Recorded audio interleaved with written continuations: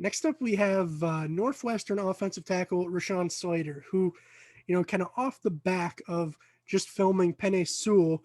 If you haven't seen that video, I highly suggest you click the link above my head. It might not go quite as you expect. I was incredibly intrigued to hop into Slater, right? Would I be impressed, unimpressed? Where would I fall on him after being a little bit underwhelmed by what I saw out of Sewell, right? So we hop in, and I should note, obviously, the kind of elephant in the room with him and so many of these prospects, it seems. I believe 5 of my last 8 guys that I've done a report on were 2020 opt-outs, right? And Slater is no exception. So with these opt-outs, I hate giving the same spiel if you guys are subscribed and have watched all these videos, but if you haven't, right, the big question with them is what direction have they trended in, right? Has he spent the last year getting bigger, stronger, faster? Has he refined his skill set and only improved as a general football player, or has he spent the last year slacking off, right? And just kind of taking advantage of this situation, this pandemic, to be able to not put in the work, not have to go to practice every day, not have to have 5 a.m. morning lifts, and instead they're still going to, at the end of the day, get drafted, right? Which way did each of these guys go? Obviously, time will tell. With Rashawn, obviously, you got to hope that he trended in the right direction. Probably the best indicator of that would be with no combine would be their pro day, right? And obviously at his pro day, Slater kind of showed out 33 reps on bench at 225, which is fantastic, as well as a 4.91 40-yard dash, which honestly that surprised me a little bit. That was a little bit quicker than I expected, but a great day nonetheless for Slater. So I think that we have a pretty good assumption that he spent this last year, at least as an athlete, keeping in shape and working hard. In terms of as a football player, obviously the last thing we've seen of him on the field in pads was December of 2019. So there's been a lot of time since then, but that's really all that we have to go on. And we can only hope that he's continued to even get better than where he was. So hopping right into that, what you're going to see here is I was wildly impressed by Slater on film in 2019. And there weren't a ton of games to watch, probably just because he went to Northwestern, but I tried to find as many as I could. And what I'll say first off, in terms of that pass protection grade, 24 out of 25 is really high. And, the first note that I wrote of him was just nice feet, like with seven I's and 8 C's, because it was just a master class to watch him work out there on the edge, right? He's so smooth. Every step is very intentful, right? He's not, his feet aren't floating in the air. You're not going to catch him in that regard.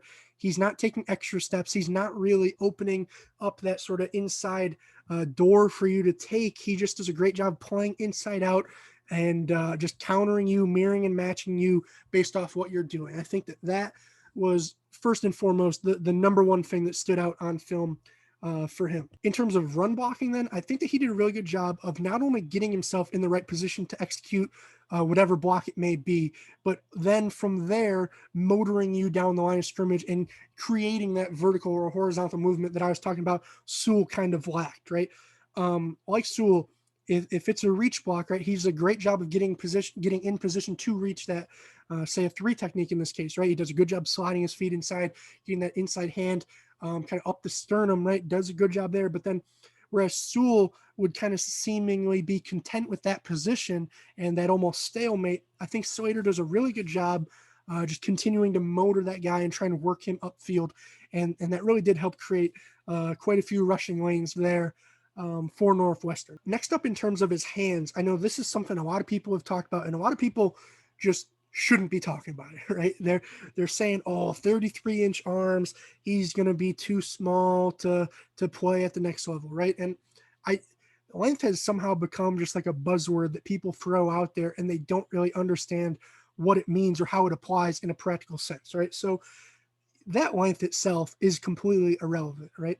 It's your understanding and usage of that length that will either cause you to succeed or fail in that regard, right? If you have 33-inch arms, but you are consistently timing that punch and keeping that guy 33 inches away from you, you will do significantly better than the guy with 35-inch arms that waits until the guy's right here to punch and throw, right?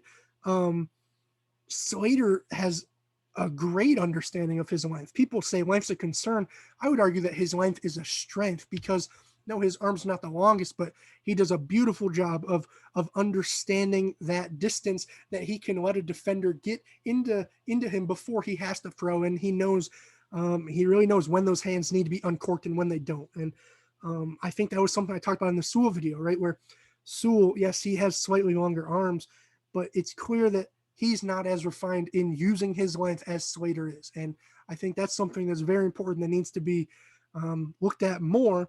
And I would love for you guys to go back and, if you are significantly higher on Sewell than Slater, I'd love for you to go back and tally up just how many times Slater let somebody into his chest as, a pass rusher into his chest versus Sewell, right? Because I think you'll be surprised upon further evaluation, right? In terms of his power and strength, I think that you do see those 33 reps. Occasionally, he'll get hit with a bull rush that can kind of mess him up a little bit. He can sometimes get on his heels a little bit against these more powerful rushers, but I think he does do a good job of flopping in that regard. Obviously, flopping, for those who aren't familiar, is an O-line technique where you're going to kind of sink your hips back and spread your feet more and more to try and regain leverage, right? And anchor into the ground and stop that bull rush in its tracks, right? I think he does a good job in that regard. But otherwise, physicality and finishing, I thought he did very solid. I would say it's pretty rare that he's not blocking for the most part until the whistle, right? And obviously, I like that quite a bit. In terms of IQ and awareness, I thought it was solid. Really nothing to write home about. There were a couple twists that were getting him a little bit, just in terms of maybe he wasn't anticipating them fully. I'm not 100% sure what it was, but I think that he could improve slightly in that regard, just noticing the defensive cues and being a little bit quicker to react in that way. And then for size and length, I gave him a 3.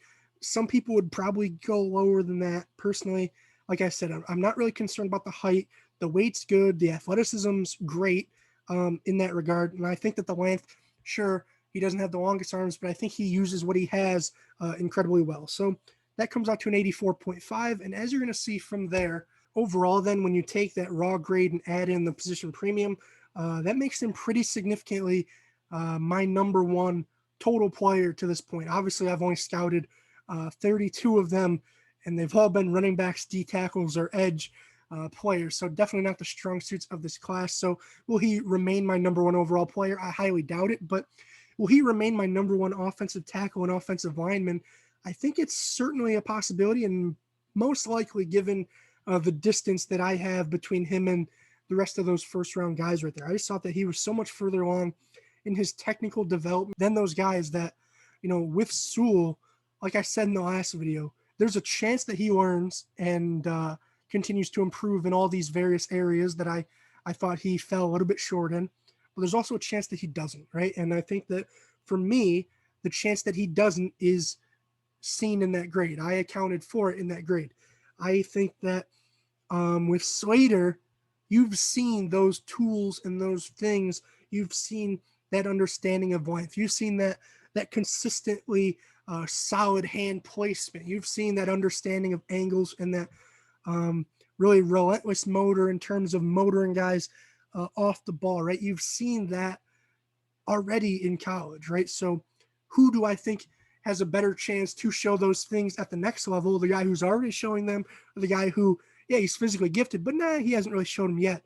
I'll take my chances, and I'd say the higher probability goes to Slater in that instance, the guy who has already shown them before. So maybe you guys disagree. If you do, let me know in the comment section down below. Obviously, Slater and Sewell, neither of them had the largest sample size, which is obviously a question. They both had opt-outs. So in terms of confidence rating, if we had to apply another column and say, how confident are you about this grade? Maybe a little bit lower on those guys, as well as all the other opt-outs as I've talked about to this point. But no, I think that for me, I have Slater as my number one offensive tackle. I'd be interested to hear your thoughts and your feedback and whether you agree with me, disagree with me, and tell me why, right? Do you just disagree with my scale? Do you think that athleticism for you, that Sewell possesses, that needs to be worth 45% of his grade, whereas I only have it worth a significantly less portion there in terms of, it's sort of baked into the pass pro grade, the run block grade, as well as that general athleticism grade. Do you just give X amount of points for a guy with a better athletic profile, or do you give points for the technique and really for me, the things that I think make you excel at the next level? You can obviously disagree there, but tell me why, right? I mean, maybe you're grading on a significantly different criteria than I am, and sure, then in that regard, we'll almost always come to different results. I would just love to hear, regardless where you guys fall on this sort of Sewell versus Slater debate. Is it even a debate to you guys?